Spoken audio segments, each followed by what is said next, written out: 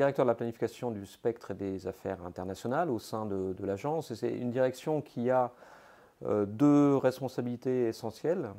L'une, de préparer les évolutions des usages des fréquences en France, de modifier le tableau national de répartition des bandes de fréquences, et l'autre, de coordonner et de défendre les positions de la France dans les réunions internationales, donc essentiellement à l'UIT pour préparer notamment les révisions du règlement des radiocommunications de l'UIT, et l'autre, de préparer l'harmonisation européenne en matière de spectre. Ces deux responsabilités sont étroitement liées et il s'agit en fait pour nous d'assurer la cohérence entre ce qui est évolution des besoins et des intérêts français et puis évolution du cadre réglementaire international et de l'harmonisation européenne.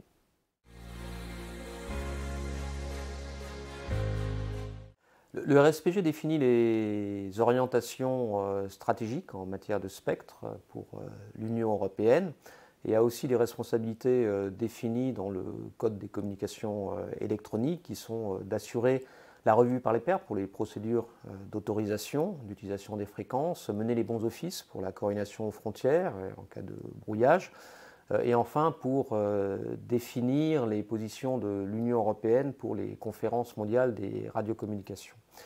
Donc j'avais été élu fin 2021 pour un mandat qui était sur les années 2022-2023 et pendant lequel on a adopté un certain nombre de livrables importants sur la revue de la bande UHF pour la télévision, sur l'extinction des technologies 2G, 3G, sur les leçons de déploiement de la 5G et l'approche de la 6e génération des communications mobiles, sur le changement climatique aussi, et enfin sur les recommandations de l'Union européenne pour la CMR 2023. En dernier, un avis qui sera adopté en février sur le renouvellement des autorisations pour le service mobile par satellite dans la bande de GHz.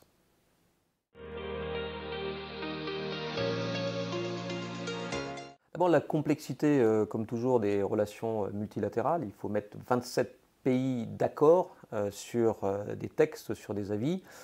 Ça signifie écouter énormément, bien sûr être force de proposition, mais les propositions n'ont de chance d'être acceptées que si elles prennent en compte tout ce qui a été dit. Une difficulté aussi d'aller parfois contre les logiques institutionnelles. Quand on change les responsabilités des uns et des autres, c'est très difficile à faire accepter. Et peut-être en termes de satisfaction, des moments assez excitants quand on a discuté des positions de l'Union européenne pour la CMR 23 sur deux sujets les plus délicats de la conférence, la bande 6 GHz et la bande UHF. À chaque fois, les positions qu'on a définies ont été discutées dans des petits groupes. Ça a surgi des discussions, des positions qui n'étaient pas forcément anticipées au départ, proposées par les uns ou les autres. Et ces positions ont prévalu au niveau de l'Union européenne et ensuite même au niveau de la conférence elle-même, ce qui traduit, à mon avis, la réussite du RSPG à définir des orientations stratégiques et bien sûr les qualités professionnelles et humaines de ses membres.